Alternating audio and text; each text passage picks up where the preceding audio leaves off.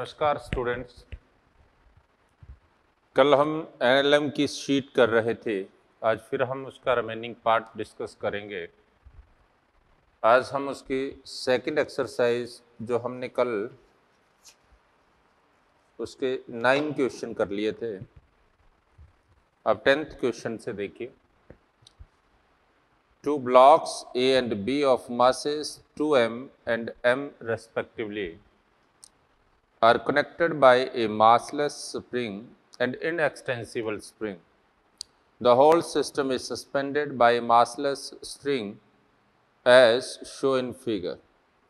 The magnitude of acceleration of A and B immediately after string is cut are respectively. देखिए, आपके पास ये कोई base है, इससे कोई एक स्प्रिंग है और उस स्प्रिंग से एक मास हैंगिंग है। ए कितना है वो 2m और उससे एक स्ट्रिंग से ए बी हैंगिंग। हमने आपको बताया था जब भी कट वाला केस आए स्प्रिंग या स्ट्रिंग को, तो कट से पहले आप उन पर फोर्स देख लीजिए, इक्विलिब्रियम फाइंड कर लीजिए। तो यहाँ पर नीचे को क्या होगा mg, ऊपर को क्या हुआ टेंशन T ना, नीचे को क्या होगा 2mg और ऊपर को क्या होगा स्प्रिंग फोर्स Fs होगा। सिस्टम इक्विलिब्रियम में है तो इस पर देखें, द नेट फोर्सेस क्या होगा, upward force equal to downward force, it means T equal to mg। और इस अपर वाले पर देखें अगर तो क्या हो जाएगा आपके पास, upward force by downward force, upward is Fs, then Fs to mg plus T, Fs is equal to 3 mg। Clear?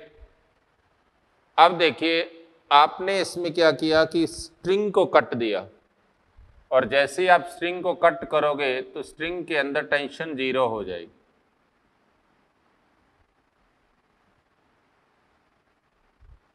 आपने इसे कट किया तो कट करते ही यहाँ लगने वाली टेंशन क्या हो जाएगी, 0 हो जाएगी। इसके अलावा जितने भी फोर्सेज है वो सारे के सारे वैसे ही रहेंगे। अगर ये टेंशन 0 हो जाती है तो बी का डायग्राम क्या होगा, उस केस में हम बी के लिए क्या फ्री बॉडी डायग्राम लिख सकते हैं, आप लिख सकते हैं बी के लिए अपवर्ड फोर्स 0 हो गया, डाउनवर्ड फोर्स क्या है mg, नीचे को एक्सेलरेशन बी का क्या हो जाएगा A B equal to net force क्या है एक ही रहेगा mg by net mass m equal to क्या हो गया g, किधर को है डाउनवर्ड डायरेक्शन। अगर इस केस में मैं ए का फ्री बॉडी डायग्राम देखूंगा, ए पर नीचे को क्या लगा 2mg, नीचे को टेंशन क्या है 0, अपवर्ड क्या था स्प्रिंग फोर्स जिसकी वैल्यू थी 3mg, तो ये अपवर्ड एक्सेलरेट होगा। तो आप लिख सकते हैं a equal to upward force minus downward by net mass. आपके पास क्या हो गया 3mg minus 2mg, mg bye 2m मतलब g बाय 2, और ये किधर है अपवर्ड। इसका मतलब ए का एक्सेलरेशन क्या होगा अपवर्ड होगा g बाय 2 और b का क्या होगा डाउनवर्ड होगा, कितना g हो जाएगा। तो इसका मतलब इसका आंसर क्या हो जाएगा, सेकंड आंसर आ जाएगा। क्लियर? नेक्स्ट देखिए 11th question. Two bodies A and B of masses 10 kg and 15 kg respectively kept on a smooth horizontal surface are tied to the ends of a light string। आपके पास ये smooth surface पर दो body है,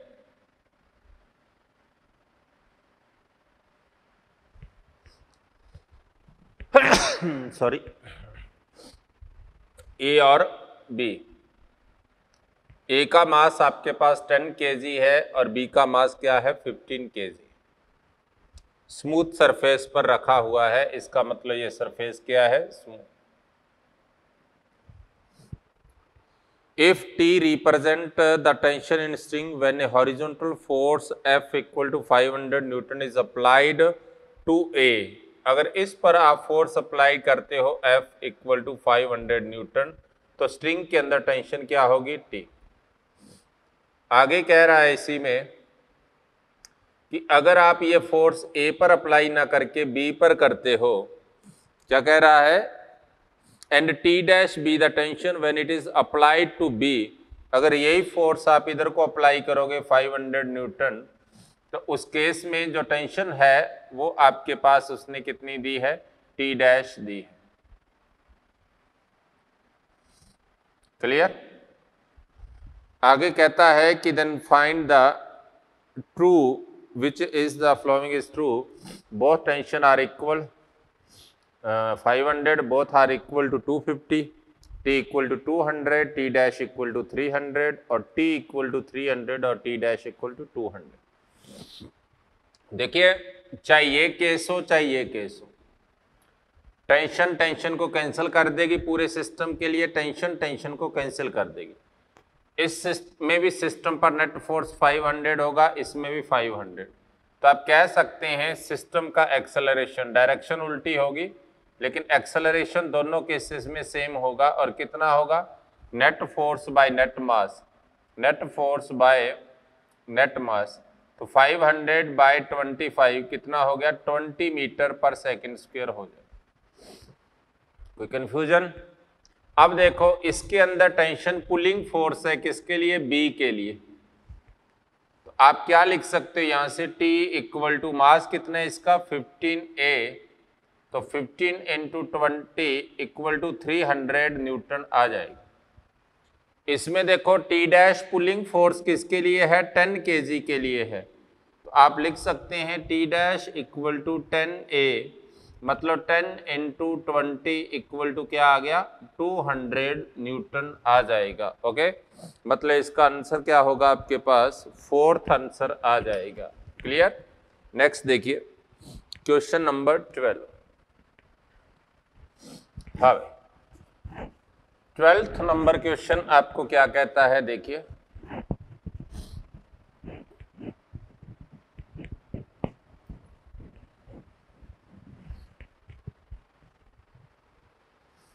two fixed frictionless inclined planes making an angle 30 degree and 60 degree with the verticals are as shown in figure। Vertical के साथ क्या दिया है, 30 डिग्री और 60, तो मतलब हॉरिजॉन्टल से क्या हो जाएगा, 60 हो जाएगा पहले वाले का, वर्टिकल से 30 है ना, तो ये क्या हो गया 60, और दूसरे वाले का वर्टिकल से 60 था तो हॉरिजॉन्टल से क्या हो गया 30 हो जाएगा। Two blocks A and B are placed on the two planes, इस पर तो A रखा है और इस पर B रखा है। What is the relative vertical acceleration of A with respect to B, A का बी के रेस्पेक्ट वर्टिकल एक्सेलरेशन पूछा है। देखो किसी भी इंक्लाइंड प्लेन पर जब वो स्मूथ होता है, किसी भी ब्लॉक को रखने पर उसका एक्सेलरेशन g साइन थीटा होगा। थीटा क्या है, बेस पर बनने वाला एंगल है, जो इंक्लाइनेशन का हॉरिजॉन्टल से बनने वाला एंगल। तो मैं इसकी बात करूं तो इसका क्या होगा, ए होगा और वो कितना होगा, g साइन 60, मतलब √3g/, और इसका क्या होगा g साइन 30, मतलब g/। अब कुछ लोग कहते हैं कि वर्टिकल g लग रहा है, g नहीं है वर्टिकल, वो एक्सेलरेशन नहीं है, वो mg नेट फोर्स है, वर्टिकल डायरेक्शन में लगने वाला फोर्स है जो हम ये कहते हैं, इसका एक्सेलरेशन नहीं है वो। मेरी बात के लिए, एक्सेलरेशन तो उसका कंपोनेंट है। अब देखिए इससे जब मैं इसके कंपोनेंट डिफाइन करता हूं तो यहां भी इसके दो कंपोनेंट होंगे, ये 60 है तो ये भी क्या होगा 60, यहां भी इसके दो कंपोनेंट होंगे, ये 30 है तो ये भी क्या होगा। हमें केवल वर्टिकल कंपोनेंट चाहिए, तो यहां वर्टिकल कंपोनेंट क्या होगा, A/A, राइट। इसका इधर वाला कंपोनेंट क्या हो गया, A साइन 60, और यहां A/B क्या हो गया आपके पास, AB साइन 30। अब आप देखिए आप कह सकते हैं ए वाई ए इक्वल टू ए कितना है √3g/2 इंटू √3/2, तो कितना हो गया 3g/4। और ए वाई बी क्या हो जाएगा आपके पास, इस वाले एक्सेलरेशन का वर्टिकल कंपोनेंट क्या है ए बी कितना था g/2 इंटू sin31/2 बोले तो g/। आपको पूछा है relative of A with respect to B, और वो भी कौन सा, केवल वर्टिकल। तो आप लिख सकते हैं Y A B, Y of A minus Y of B, क्योंकि दोनों both are in same direction, therefore resultant of their will be equal to subtraction of their individual. तो आपके पास 3g/4 minus g/4 is equal to 2g/4, मतलब g/2। g/2 का मतलब 4.9 metre per second square किधर होगा, वर्टिकली डायरेक्शन में होगा। ओके, फर्स्ट आंसर आ जाएगा। ओके, नेक्स्ट देखिए, if false balance has equal arms, an object weight x when placed in one pan and y when placed in another pan, then the weight of the object is equal to। देखो मैं आपको यहाँ से, ये physical balance का question है जो हमने इस कंसेप्ट को नहीं किया, तो मैं फिजिकल बैलेंस के बारे में आपको बता दूं पहले रुक करके, फिर हम इस क्वेश्चन को डिस्कस करेंगे।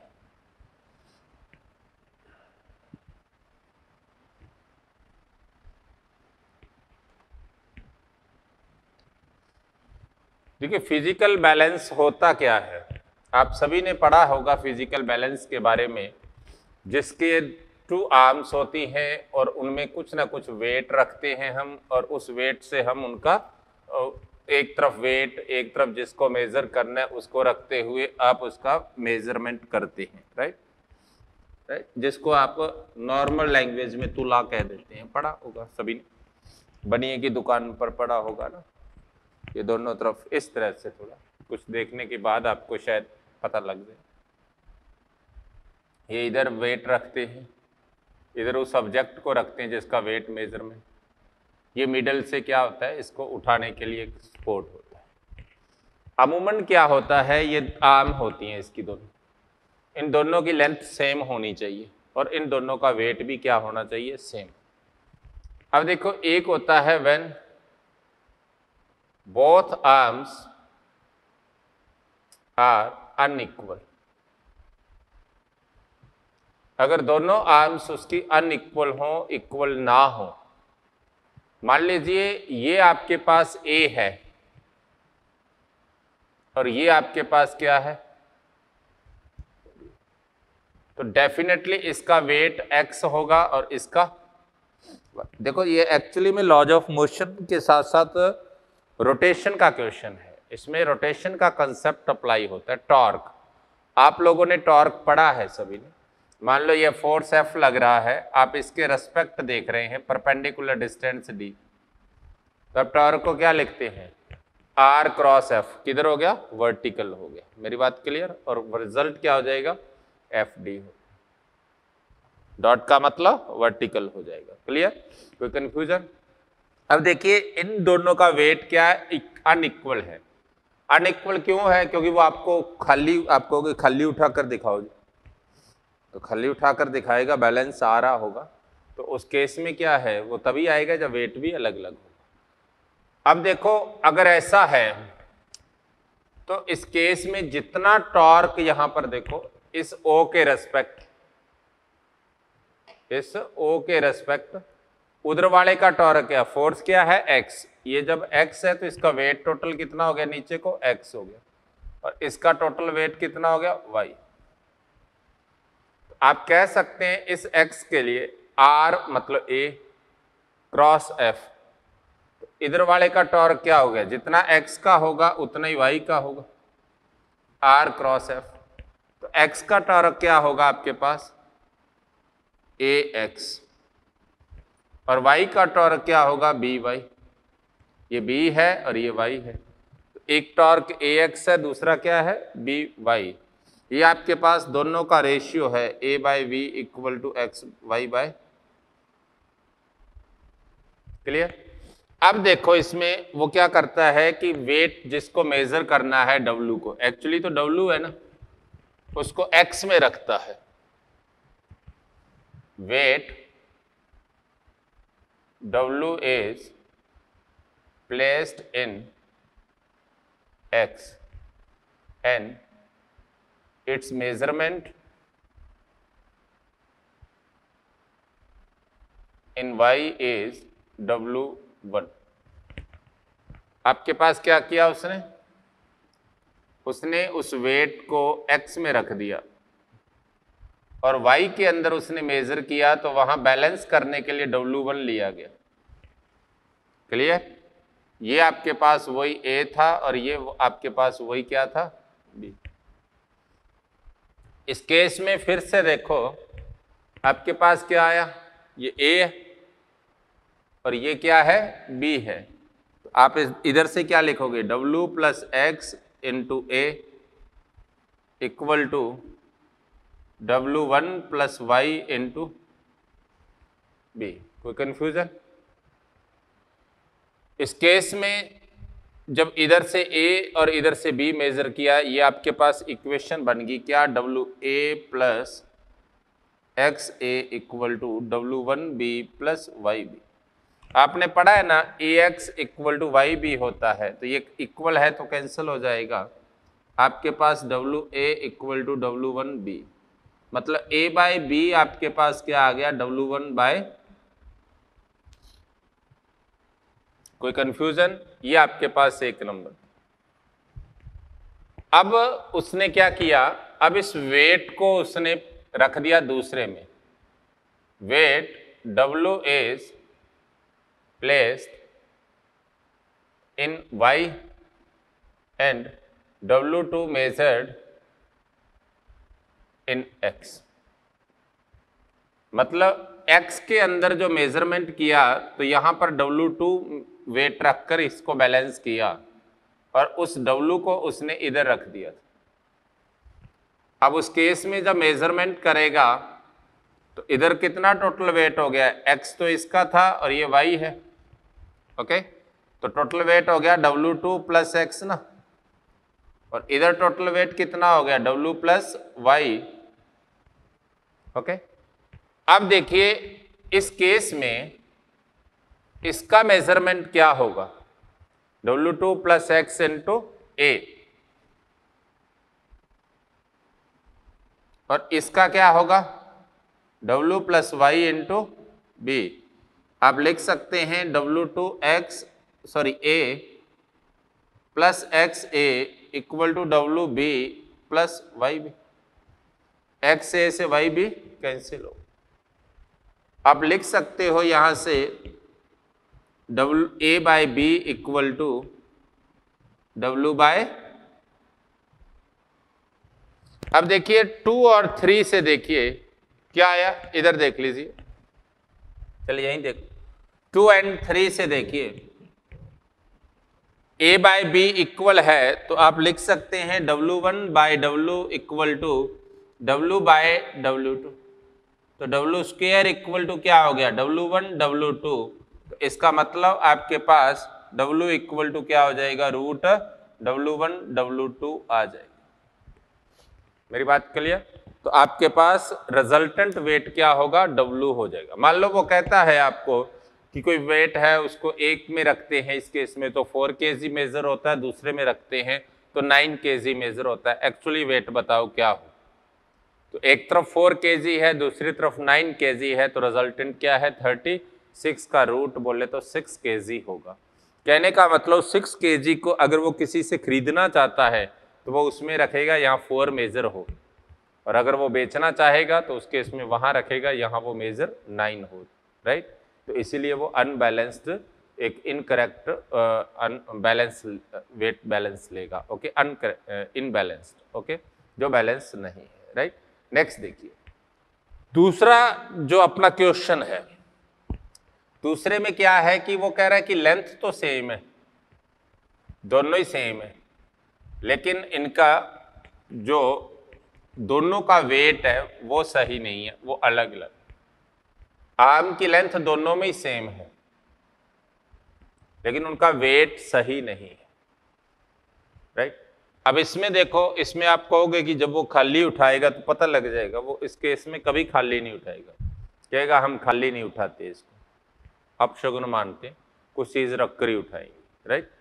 तो उस केस में क्या होगा, अगर आप इसे x में रखोगे तो ये कितना मेजर करेगा, W1, और अगर ऐसा है तो उस केस में आपके पास क्या आ जाएगा यहां से, उस केस में दोनों तरफ आपके पास लेंथ क्या है, a है, ये भी a है और ये भी a, तो आपके पास इसका क्या आएगा, वही W plus X a, W1 plus Y b, तो ये भी a है ये भी, तो आप कैंसिल कर दोगे, W plus X equal to W1 plus,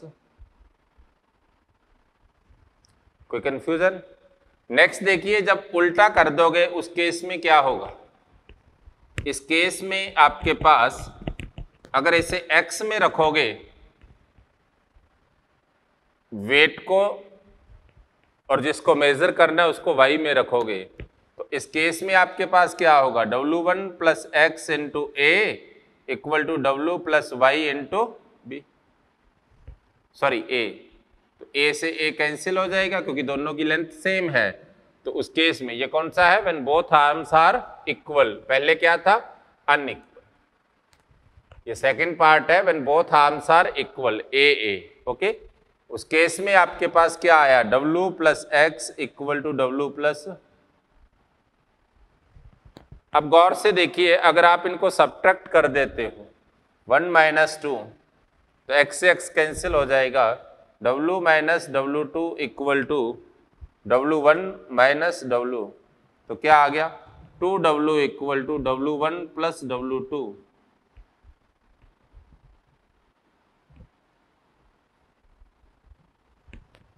clear. उस केस में उसका एक्चुअली वेट क्या होगा, दोनों के वेट के सम के इक्वल हो जाएगा, ओके। अब हम क्वेश्चन पर आते हैं, 13 नंबर क्वेश्चन दिया है उसने, 13 नंबर क्वेश्चन के अंदर क्या बोल रहा है, वो कह रहा है कि in a false balance has equal arms, मतलब सेकंड वाला केस है जो हमने अभी केस पढ़ा है, इस केस की बात कर रहा है, ओके, कि उसकी दोनों आर्म्स क्या हैं, इसमें सेम है, okay. An object weight x when placed in one pan, जब उसे 1 में रखते हैं तो W1 की जगह उसने क्या दिया, x दिया है, ओके, मतलब W1 equal to x, and y when placed in another pan, और जब दूसरे में रखते हैं तो ये कितना मेजर करता है, y, then find the weight W of the object is equal to, तो एक्चुअली वेट पूछ रहा है, तो सेकंड वाला केस है जिसमें हमने क्या पढ़ा था, W1 प्लस W2 बाय 2, कहने एक इसको दूसरे वे में भी याद रख सकते हैं, अगर इक्वल आर्म्स हैं तो अर्थमेटिक मीन होगा, और अगर अनइक्वल आर्म्स हैं तो उस केस में ज्योमेट्रिकल मीन होगा, इस बात को याद रखना, ओके। तो आपके पास W इक्वल टू क्या हो गया, x प्लस वाई बाय 2 हो जाए, ओके। नेक्स्ट देखिए 14 नंबर,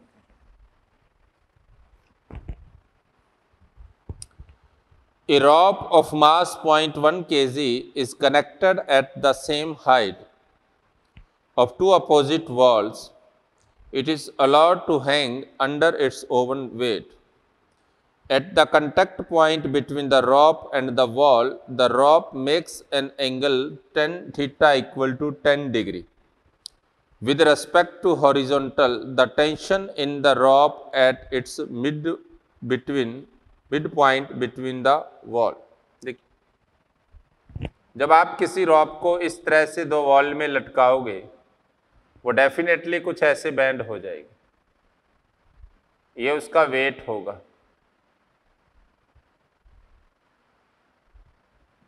ये उसका वेट है जो उसे नीचे ले आएगी, और कितने एंगल से, rope makes an angle 10 degree with horizontal, ये 10 डिग्री एंगल बन जाएगा, और यहाँ वेट कितना है 0.1 इंटू 10 मतलब 1 न्यूटन है। अब वो कह रहा है मिड पॉइंट पर टेंशन बताओ क्या होगी। यहाँ पर जो टेंशन होगी वही इधर होगी, देखिए, क्योंकि इनके हॉरिजॉन्टल कंपोनेंट सेम हो जाएंगे। ये हॉरिजॉन्टल से एंगल क्या है 10 डिग्री, एंगल सेम है तो टेंशन भी सेम हो जाएगी। तो ये टी कॉस थीटा और ये भी टी कॉस थीटा, लेकिन वर्टिकल कंपोनेंट क्या होगा, एक टी साइन थीटा होगा, दूसरा भी टी साइन। तो आप यहां से कह सकते हो कि वर्टिकल कंपोनेंट क्या है 2t sine theta equal to क्या होगा 1 न्यूटन हो जाएगा। आपको वो कह रहा है कि टेंशन बताओ कितनी होगी और साइन 10 की वैल्यू दे रखी है इसने, तो t इक्वल टू क्या हो गया 1/2 इंटू साइन 10 और साइन 10 की वैल्यू दी है आपको 0.1173। ओके, आप इसे सिंप्लीफाई कर लेना, रिजल्ट आ जाएगा आपके पास। ओके, नेक्स्ट देखिए 15 नंबर क्वेश्चन।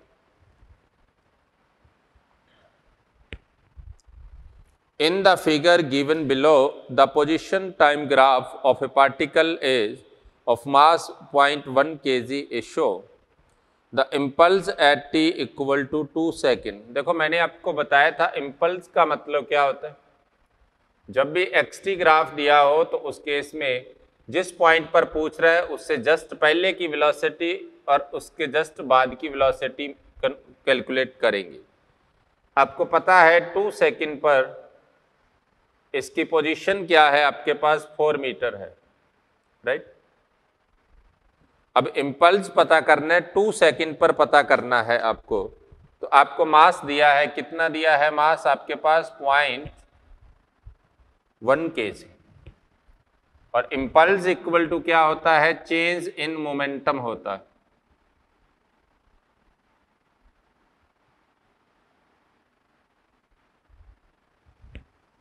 मतलब impulse equal to del P vector होगा तो M V final vector minus V. अब देखिए आपके पास फाइनल और इनिशियल क्या है, आप 2 सेकेंड पर स्पीड निकाल लेंगे, v equal to X by T हो जाएगा। तो आपके पास क्या होगा x बाय टी और x कितना है आपके पास 4, तो 4/t इक्वल टू +2 मीटर। ये वेलोसिटी कब है, ये 0 से 2 सेकेंड तक है क्योंकि इसकी स्लॉप कांस्टेंट है, और 2 से 4 सेकेंड तक क्या हो जाएगी वेलोसिटी 0 से 2 तक ये कांस्टेंट स्लॉप है, एक ही स्पीड है, ये at t equal to 0 to t equal to 2 second. और 2 सेकेंड से 4 या 6 जहां तक भी आप जा रहे हो आगे वहां तक ये x कांस्टेंट हो गया, मतलब वेलोसिटी क्या होगी 0।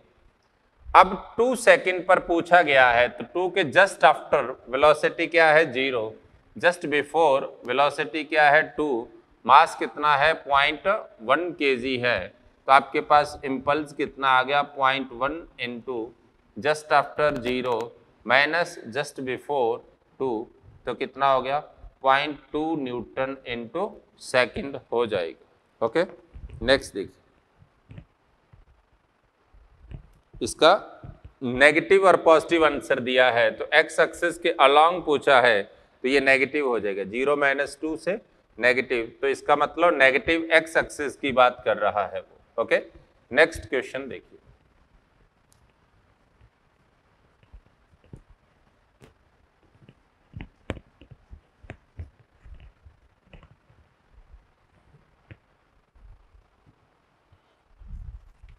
सिक्सटीन नंबर क्वेश्चन देखिए।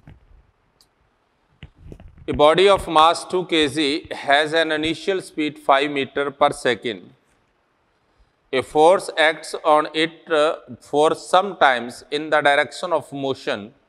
The force time graph is shown in the figure. The final speed of the body. देखिए, अच्छा सवाल है, ये आपके पास फोर्स और टाइम का ग्राफ है।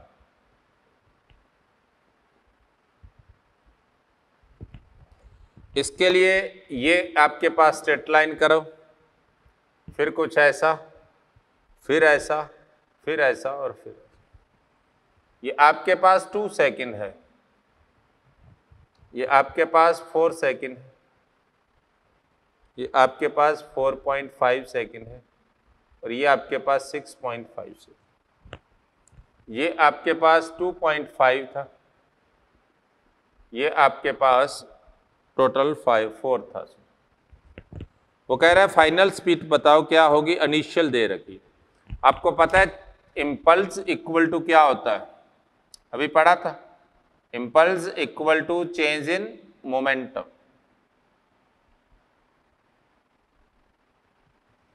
इसका मतलब इम्पल्स का मतलब क्या हो गया, एरिया, तो मोमेंटम का चेंज क्या हो गया, v final minus v initial equal to area between curve and curve, कौन सा, force time and time axis. अब देखिए आपको एरिया पता करना है, यहां से आपको फाइनल वेलोसिटी पता करनी है। आपको इसका मास दिया है 2 kg into V final minus initially आपके पास 5 है इक्वल टू, यहां एरिया देखेंगे क्या हो गया, पहले इसका एरिया, बेस 2 है, हाइट 4 है, फिर इसका एरिया, बेस 2 है, हाइट 4, फिर इतने पार्ट का एरिया देख लो, इस वाले का, इसका बेस कितना है 0.5, हाइट कितनी है 1.5,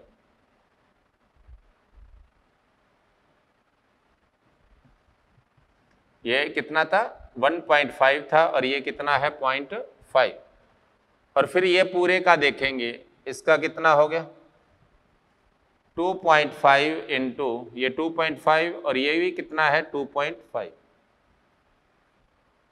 इस पूरे को सिंप्लीफाई कर लीजिए, क्या आ गया 2vf माइनस 10 इक्वल टू, ये कितना है 4 प्लस 8 प्लस ये कितना हो गया 75, 7.5 बाई 2 तो कितना हो गया 3.75 प्लस ये कितना है 6.25, ये आपके पास 10 हो गया, और ये 12 हो गया, 22 हो जाएगा।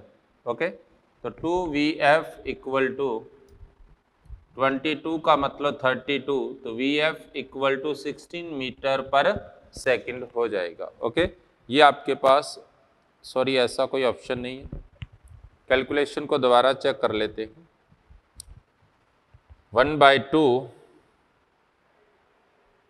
इंटू बेस कितना है 2 इंटू हाइट कितनी है 4, इस वाले का देखें ये कितना है 2 और ये कितना है 4, प्लस इस वाले का देखें ये 0.5 है, और ये वाला कितना है 1.5, 0.5 इंटू 1.5, सॉरी ये गड़बड़ हो गया आपसे, ये इसका प्रोडक्ट होगा 0.75, तो ये होगा आपके पास 0.37।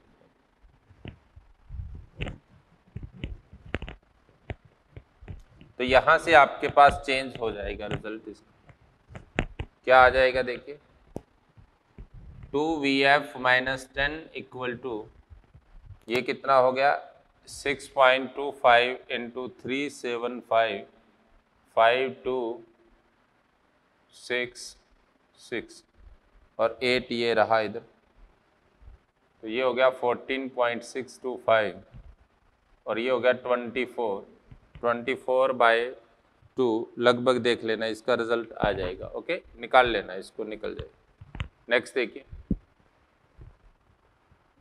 सॉरी ये 28 हो जाए, तो इसका जो रिजल्ट आएगा, फाइनली मैं रिजल्ट लिख देता हूँ, v final equal to 14.3 something आ जाएगा, जो भी आएगा निकाल लेना, इसको निकल जाएगा। ओके, कैलकुलेशन एक बार चेक कर लें। नेक्स्ट देखिए 17 नंबर क्वेश्चन। 17 नंबर क्वेश्चन में कह रहा है कि ए पार्टिकल ऑफ मासेस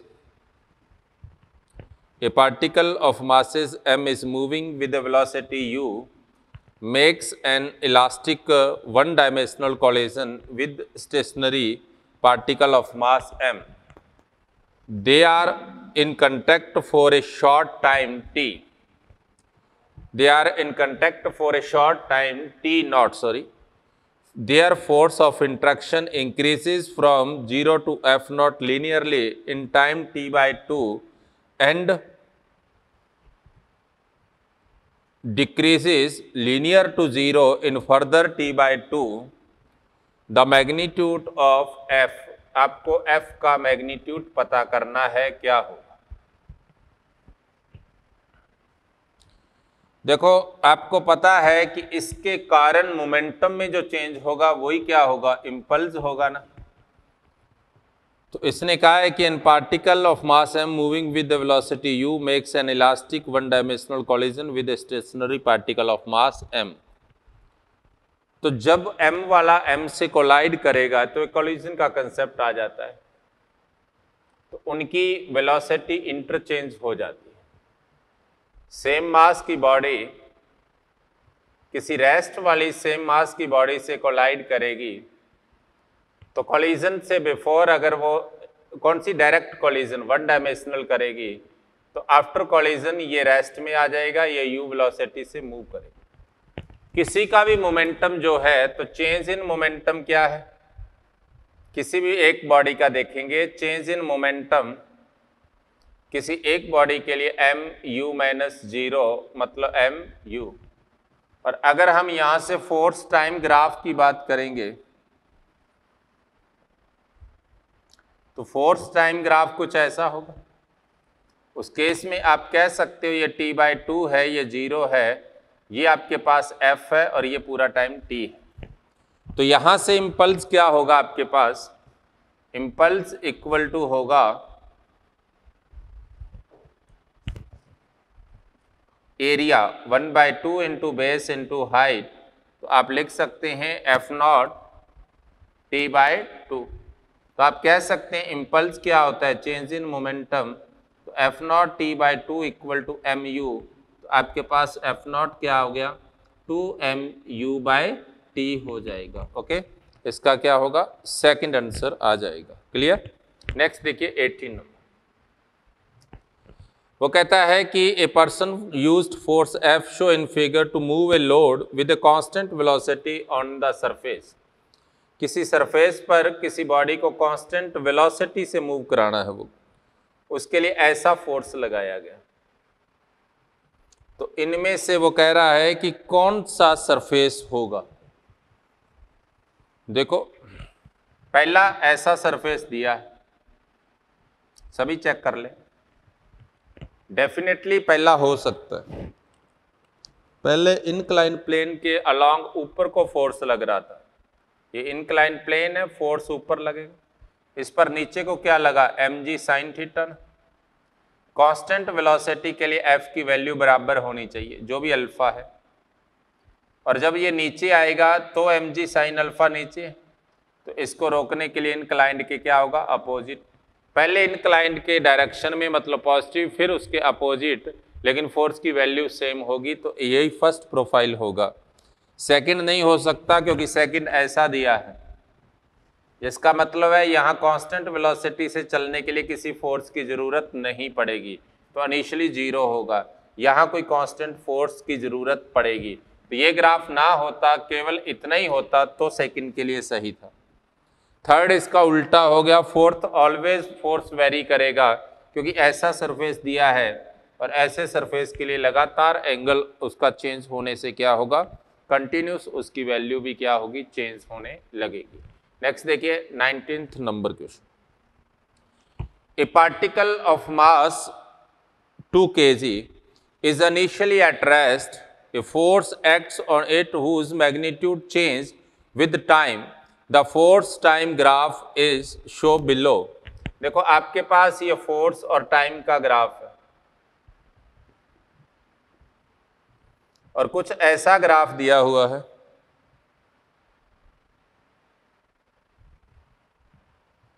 ये आपके पास 2, ये आपके पास 4, ये आपके पास 6, ये 0, ये आपके पास 10 और ये आपके पास क्या है? 20।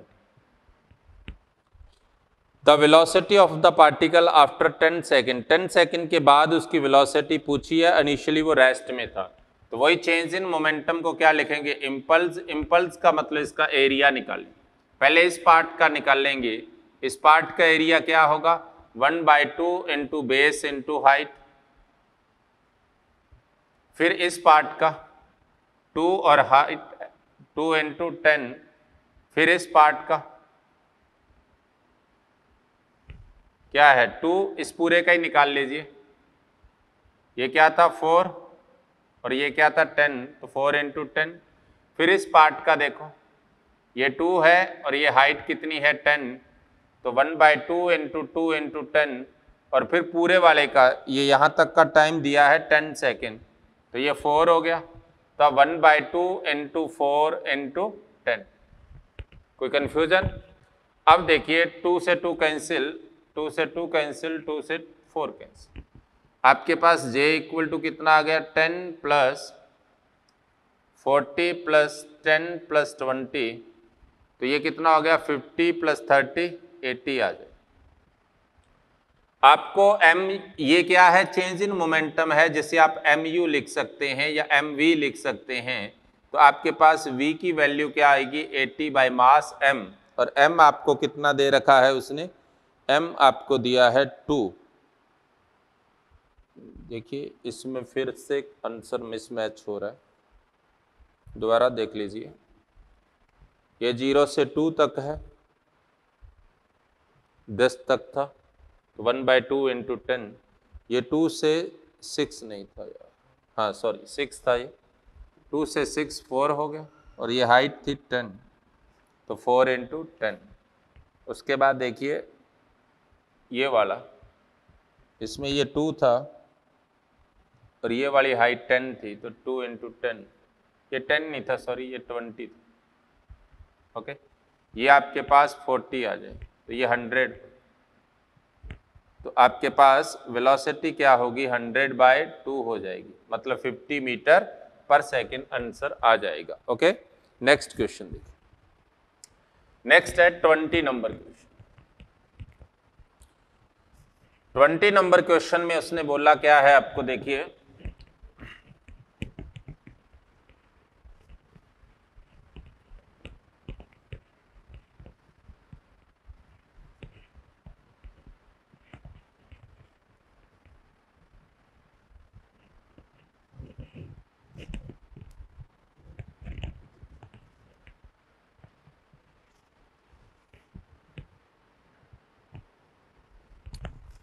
blocks of mass m1 and m2 are connected by a cord which passes over the pulleys p1 and p2 as shown in figure. If there is no friction, the acceleration of a block of mass m2। ऐसा question हमने एक किया था, just ऐसा तो नहीं है लेकिन कुछ इससे मिलता जो।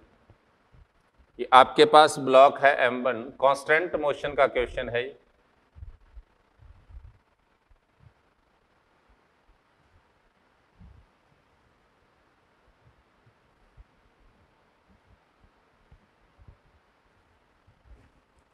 इस केस में देखेंगे, इस पर नीचे को क्या लगेगा, m2g लगेगा। इस पर नीचे को m1g है, ऊपर को n है। ये टेंशन T है आपके पास, और इसको क्या लिखेंगे, 2T लिखेंगे। ये एक्सेलरेशन a1 है नीचे को, और ये एक्सेलरेशन a2 है। तो आप वही समेशन T डॉट A से क्या लिखते हैं, यहां से क्या लिखेंगे, 2T a1 cos 180, और यहां से क्या लिखेंगे, T a2 cos 0 equal to 0। तो ये हो गया -2T a1 और ये T a2 इक्वल टू 0। तो आपके पास a2 इक्वल टू क्या हो गया, 2a1 हो जाएगा। कोई कंफ्यूजन? नेक्स्ट देखिए, इसकी जो मोशन का एनालिसिस करेंगे, यहां से आप क्या लिख सकते हैं, m2 a1। थोड़ा कंफ्यूजन होगा आपको, मैं यहाँ a2 ले लेता हूँ और यहाँ पर a1। ये मेरे पास a2 हो गया, ये a1। a1 की वैल्यू 2a2 है। अब m2 के लिए देखेंगे तो इसके लिए मोशन क्या होगी, पहले इसके लिए देखें तो m1a1 इक्वल टू टी है, फिर इसके लिए देखें m2a2 equal to m2g minus 2t है। हम t की वैल्यू और a1 की वैल्यू दोनों पुट कर देंगे। देखो m2a2 equal to m2g minus 2m1a1, a1 को आप क्या लिख सकते हैं 2a2, तो m2a2 2 क्या हो गया 4, तो 4m1a2 इक्वल टू m2, आपके पास a2 कितना आ जाएगा m2 bye 4m1 plus m2 into, ये आपके पास a2 आ जाएगा। और पूछा क्या है उसने, m2 का ही एक्सेलरेशन पूछा है, क्या है m2g bye 4m1 plus m2, मतलब फर्स्ट आंसर आ जाएगा। क्लियर। आपको पहले क्या करना है, एक्सेलरेशन का रिलेशन पता कर लेना है कांस्टेंट मोशंस का यूज करते हुए। यहां पर एक्सेलरेशन a2 है, यहाँ a1, टेंशन t है, यहाँ 2t, तो आप 2t a2 cos 80 क्योंकि 180 के एंगल पर है, ये दोनों 0 पर है तो t a1 cos 0 को 0 रख, फिर नॉर्मली आपने मोशन की इक्वेशन का यूज कर लेना है और उससे आपके क्वेश्चंस का सॉल्यूशन आ जाएगा। ओके, ये आपकी सेकंड स्टेज के क्वेश्चन थे। सेकंड स्टेज में ही आगे क्वेश्चन दिए हैं कुछ जो टोटली एनसीईआरटी बेस्ड है। ओके, अगर हम उनकी बात करें तो एनसीईआरटी बेस्ड क्वेश्चंस हैं। एक क्वेश्चन और है, सॉरी इसमें 35 नंबर क्वेश्चन है, अच्छा क्वेश्चन है ये। 35 में कह रहा है two blocks each having mass m rest on frictionless surfaces as shown in figure if the pulleys are light and frictionless and m on the incline is allowed to move down, then the tension in the string will be। आपके पास कुछ इस तरह से incline plane है और इसी incline plane जिस पर रखा है वहां पर भी एक मास रखा हुआ है। यहाँ कोई मास है आपके पास विच इज m, और यहां से कोई ऐसे जाकर के एक पुली ऐसी है,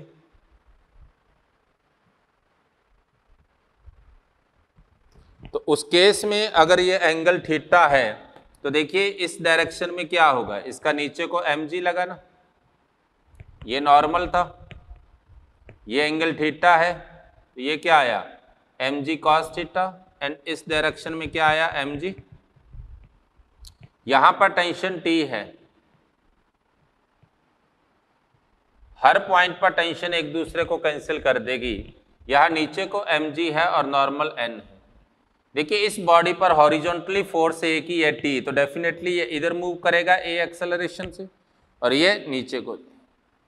अब एक्सेलरेशन की बात करें तो टेंशन ने टेंशन को कैंसिल कर दिया, टेंशन ने टेंशन को, टेंशन ने टेंशन को कैंसिल, केवल एक ही फोर्स बचा, क्या mg sin थीटा, और कितना मास है 2m है, तो m से m कैंसिल, तो एक्सेलरेशन क्या आ जाएगा g/2 sin थीटा आ जाएगा। मेरी बात क्लियर। अब टेंशन पूछ रहा है तो टेंशन आप यहां से देख सकते हो, t को क्या लिखोगे, एक ही फोर्स है तो m में इक्वल टू t लिखते हैं, तो t की वैल्यू आ गई mg sin थीटा बाय 2 आ जाएगी। ये आपके पास टेंशन की वैल्यू आ जाएगी। ये था आपका 35 नंबर क्वेश्चन। नेक्स्ट देखिए, नेक्स्ट आपके पास एनसीईआरटी बेस्ड कुछ क्वेश्चंस हैं। 42 क्वेश्चन देखिए, सिंपल क्वेश्चन है। In the uniform retard motion, uniform retardation होगा जब, तो इसका मतलब उसकी वेलोसिटी कंटिन्यूस क्या होगी, डिक्रीज होगी। तो इसका थर्ड आंसर आ जाएगा velocity decrease at constant rate, मतलब यूनिफॉर्म रिटार्ड है तो मतलब वेलोसिटी का रेट ऑफ चेंज कांस्टेंट है। 43 initial frame of reference always have zero acceleration, non zero acceleration, zero velocity, non zero. देखो वो यूनिफॉर्म मोशन में भी हो सकते हैं और रेस्ट में भी हो सकते हैं। यूनिफॉर्म मोशन का मतलब एक्सेलरेशन जीरो, रेस्ट का मतलब एक्सेलरेशन जीरो, तो एक्सेलरेशन जीरो होना चाहिए। 43 का फर्स्ट आ जाएगा। 44 देखिए, if we know that an object is unaccelerated, that is it is either at rest or in uniform linear motion, we can infer from the first law that the net external force on the object must be। आपको पढ़ा था, बताया था मैंने, without any external force can't change the motion of body. Motion का मतलब उसकी velocity में कोई चेंज नहीं कर सकते, उस पर एक्सेलरेशन 0 रहेगा। ओके 45 क्वेश्चन देखिए। A bullet of mass 0.04 kg moving with a speed of 90 meter per second enters a heavy wooden block and it is stopped after a distance of 60 centimeter. The average resistive force offered by the block. देखो आपको पता है वो 60 centimetre पर रुक जाती है, तो आप क्या लिख सकते हैं, v square equal to U square plus 2as ना, ये रुक गई 0 हो जाएगा। इनिशियल वेलोसिटी 90 थी तो 90 का स्क्वायर, और आपको रिटार्डेशन पूछा है उसने 2a इंटू कितना है 60 सेंटीमीटर, तो आपके पास a कितना हो गया minus 90 into 90 by 2 into 60 into 10⁻⁻²। तो a आपके पास कितना हो गया माइनस 27/4 इंटू 10⁻³ आपसे उसने फोर्स पूछा है, तो फोर्स क्या हो गया मास इंटू एक्सेलरेशन, तो मास आपके पास 0.4 है, तो 4 इंटू 10⁻² इंटू 27/4 इंटू 10⁻³ 4 से 4 कैंसिल, ये कैंसिल हो गया, तो -2.7 न्यूटन आ जाएगा। Okay sorry,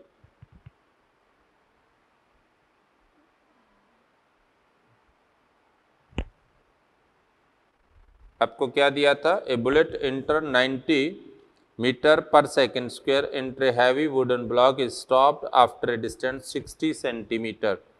the average resistive force exerted by the block on bullet. Initial velocity आपको 90 दी थी, एक्सेलरेशन 2a, डिस्टेंस दिया था 60 इंटू 10⁻⁻², 60 सेंटीमीटर। ओके आपके पास क्या आ गया, a आ जाएगा 90 इंटू 90, क्योंकि u स्क्वायर था आपके पास, बाय 2 इंटू 60 इंटू 10⁻⁻², 60 का एक 0 कैंसिल हो गया, ये 2 से 3 कैंसिल हो गया, ये आपके पास 27/4 आ गया, ये ऊपर जाएगा तो 13 आ जाएगा। ओके इसके बाद इसने मास दिया है आपको 0.04, हाँ सॉरी ये 3 बच गया। ओके ओके ये 270 आ गया। ओके इसका सेकंड आंसर हो जाएगा। नेक्स्ट क्वेश्चन देखिए 46।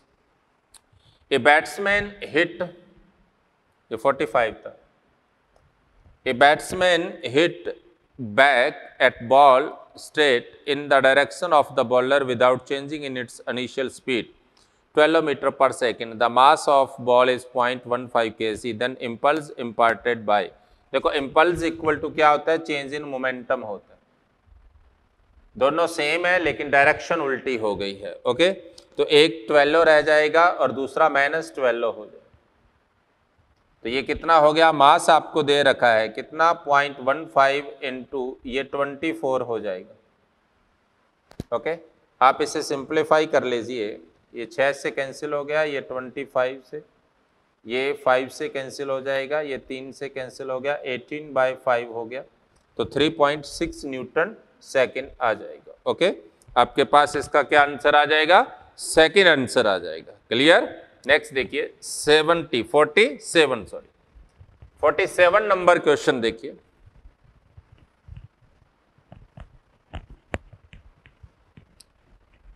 (47) नंबर में आपको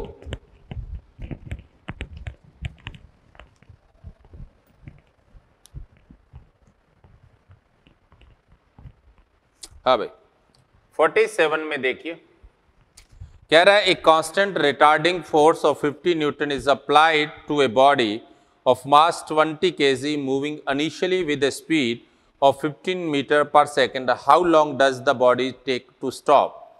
देखिए स्पीड दे रखी है, फोर्स दिया है, रिटार्डेशन निकाल लेंगे। ओके रिटार्डेशन क्या हो गया आपके पास, -50/20 इक्वल टू -2.5, तो कितने टाइम बाद रुकेगी, u + 80 इक्वल टू 0, तो u आपके पास कितना दिया है 15 - 2.5t, तो t की वैल्यू आ जाएगी 15/2.5 इंटू 10, ये कैंसिल हो जाएगा, सिंप्लीफाई कर लेना, रिजल्ट आ जाएगा 6 सेकेंड। 48 देखिए, a rocket is with a lift off mass 20,000 kg is blasted upward with an initial acceleration, then find the thrust. देखिए thrust क्या होता है, इसमें thrust इक्वल टू क्या होगा, v relative dm by dt। v relative कितना है, कितने रिलेटिव वेलोसिटी निकल रही है, ऐसा उसने नहीं बताया, उसने एक्सेलरेशन दिया है आपको, तो आप इसे ऐसा भी लिख सकते हैं, mass into acceleration equal to thrust minus, आपको थ्रस्ट पूछा है, थ्रस्ट आप निकाल लेना mg प्लस ए। मेरी बात क्लियर, ए आपको 5 दिया है, g आपको 9.8 दिया है, आप लिख सकते हैं 2 इंटू 10⁴ इंटू 9.8 प्लस 5, सिंप्लीफाई करेंगे रिजल्ट आ जाएगा। नेक्स्ट देखिए 49 नंबर क्वेश्चन। 49 नंबर क्वेश्चन कहता है figure show the particle in 2 dimensional. आपके पास दो फिगर दी हैं, इनसे आपसे पूछा गया है फोर्स क्या हो। ये xt का कर्व है, जो स्ट्रेट लाइन है, जो बताता है वेलोसिटी क्या है कांस्टेंट और एक्सेलरेशन क्या होगा 0। इसका मतलब ax में एक्सेलरेशन 0 है।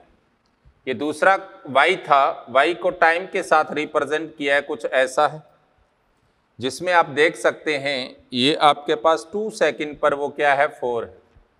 आप देख सकते हैं y इक्वल टू 80 स्क्वायर होता है, वैल्यू रखकर देख लीजिए a की वैल्यू आ जाएगी, 4 equal to a into 2 square, तो a की वैल्यू 1 आ जाएगी, मतलब y equal to t square है, तो vy क्या होगा, इसका डिफरेंशियल कर दोगे तो कितना आ गया 2t, और ay क्या आ जाएगा, इसका फिर से डिफरेंशियल कर दोगे 2 आ जाएगा। ओके, तो y के अलोंग कितना फोर्स हो जाएगा, मास कितना है 500 gram into 2 equal to 1 newton along y axis हो जाएगा। ओके, नेक्स्ट क्वेश्चन देखिए 50 नंबर क्वेश्चन। 50 नंबर क्वेश्चन काफी बढ़िया क्वेश्चन है, देखिए इसको।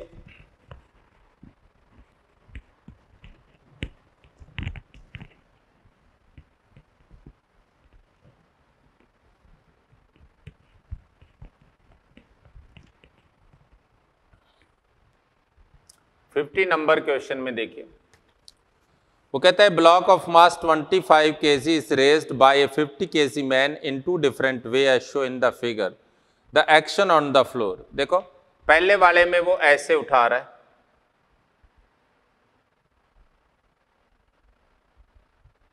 सीधा उठा रहा है ऐसे।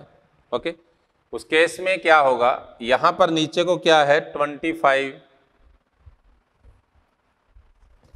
राइट, मैन पर भी नीचे को टी लग रहा है, यहां से आप टी लिख सकते हैं 250 न्यूटन होगा। यहां से देखिए मैन पर ऊपर को एन लगेगा, खुद मैन का वेट कितना है 500 नीचे को, तो इस मैन पर 2 फोर्स लग रहे हैं नीचे को और एक लग रहा है ऊपर को। आप टी की इस वैल्यू को रखोगे तो कितना आ गया 500 प्लस 250 इक्वल टू 750 न्यूटन आ जाएगा। तो पहले केस में कितना आएगा 750 न्यूटन।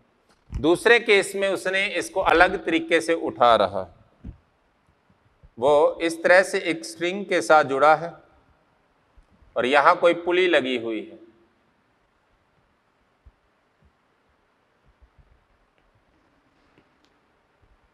और इसको वो नीचे खींच रहे हैं। ओके, इस केस में क्या होगा, देखो इस पर वही 250 न्यूटन, ऊपर को टेंशन T, यहां भी T, यहां ऊपर को T और ऊपर कोई नॉर्मल और नीचे को mg। आप कह सकते हैं T plus n equal to 500, तो n इक्वल टू क्या है 500 माइनस 250, तो आपके पास कितना हो गया 250 न्यूटन हो जाएगा। मेरी बात क्लियर? तो ये आपका 50 नंबर क्वेश्चन था। ओके, नेक्स्ट इसका क्वेश्चन अपन कल देखेंगे। ओके, आज केवल इतना ही काफी। Okay, thank you.